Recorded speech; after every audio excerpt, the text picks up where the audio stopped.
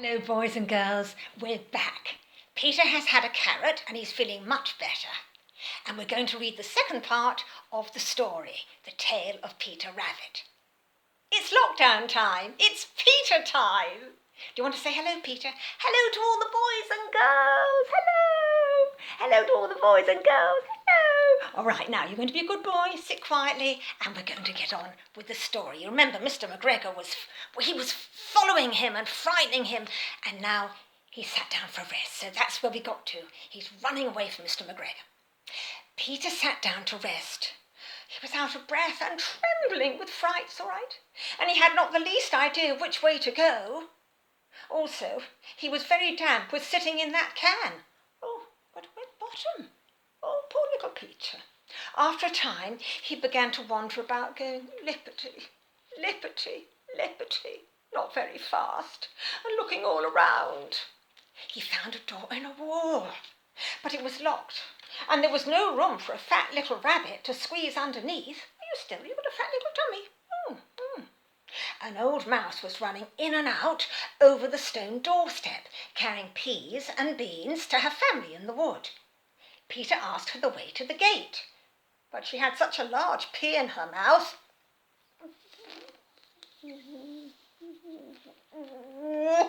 that she could not answer. She only shook her head at him. Peter began to cry.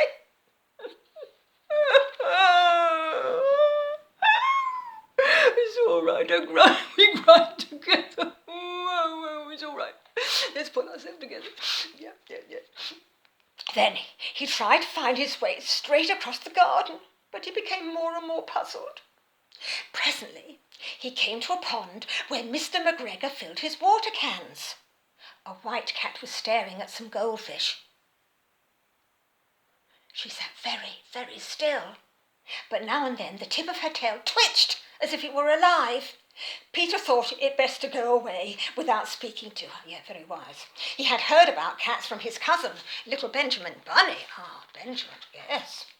He went back towards the tool shed, but suddenly, quite close to him, he heard the noise of a hoe. Scratch, scratch, scratch, scratch. Peter scuttered underneath the bushes. It's all right. But presently, it's all right, come back, Peter. Presently, as nothing happened, he came out and climbed upon a wheelbarrow and peeped over. First thing he saw was Mr. McGregor hoeing onions. His back was turned towards Peter, and beyond him was the gate. Peter got down very quietly off the wheelbarrow and started running as fast as he could go along the straight wall behind the blackcurrant bushes. Mr. McGregor caught sight of him at the corner, but Peter did not care. Peter, come back, Peter! Peter did not care. He slipped underneath the gate. Where are you going? And was safe at last in the wood outside the garden. Oh, thank goodness for that. It's exhausting, isn't it? Mr. McGregor hung up the little jacket and the shoes for a scarecrow to frighten the blackbirds. Well, I'm glad he didn't put you up there, Peter. It could have been you. Peter never stopped running or looked behind him till he got home to the big fir tree. He was so tired that he flopped down upon the nice soft sand on the floor of the rabbit hole and shut his eyes. Oh, it's exhausting. His mother was busy cooking. She wondered what he'd done with his clothes. It was the second little jacket and pair of shoes that Peter had lost in a fortnight. 2 weeks. Dearie me. What happens next? I'm very sorry to say that Peter was not very well during the evening. His mother put him to bed and made some chamomile tea. And she gave a dose of it to Peter. 1 tablespoonful to be taken at bedtime. Oh, you didn't like that, did you?